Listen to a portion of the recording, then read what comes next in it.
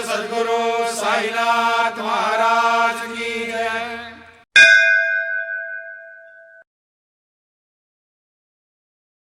ஓம் சாயிராம். வருபவர் செல்வபவர்களை மதிக்கவும்.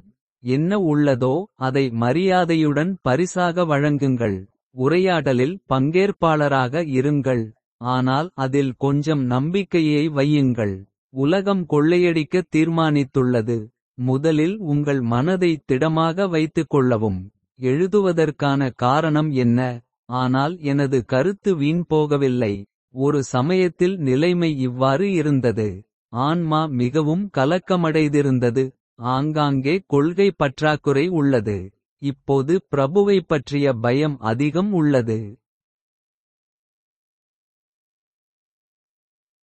சாயி குருதேவா, நான் எப்போது உங்கள் பாதங்களுக்கு ஆனந்த கண்ணீரால் அபிஷேகம் செய்வேன்.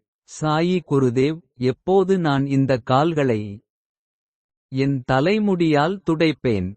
சந்தனம் மலர்களை கையால் எடுத்து பூஜை செய்வேன். பாபா, நான் இதற்காக அர்ப்பணிப்புடன் இருக்கிறேன். கூப்பிய கைகளுடன் என் தலை வணங்குகிறேன். கருணைக் கடலே, உங்கள் பாதங்களுக்கு நான். அந்த நாள் நன்னாளாக இருக்கும். அது உங்கள் அருளால் சாத்தியமாகும்.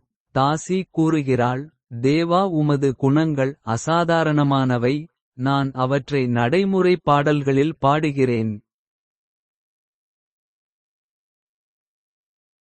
காலையில் எழுந்து என்னுடன் சேர்ந்து தினசரி வழக்கப்படி உலவ வர வேண்டும். நடந்த வாறு ஞான போதனை போதித்து குருவின் அன்பை இதயத்தில் விதைப்பதற்கு மிகுந்த பக்தியுடனும் அன்பு கலந்து பாடுகிறேன்.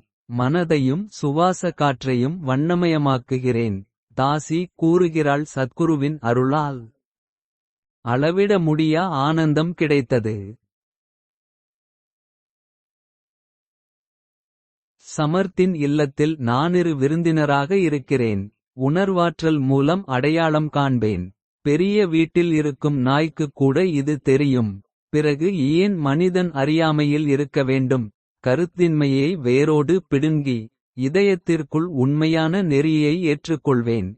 தாசன் கூறுகிறான், துறவி சுகத்தின் பிறந்தகம்.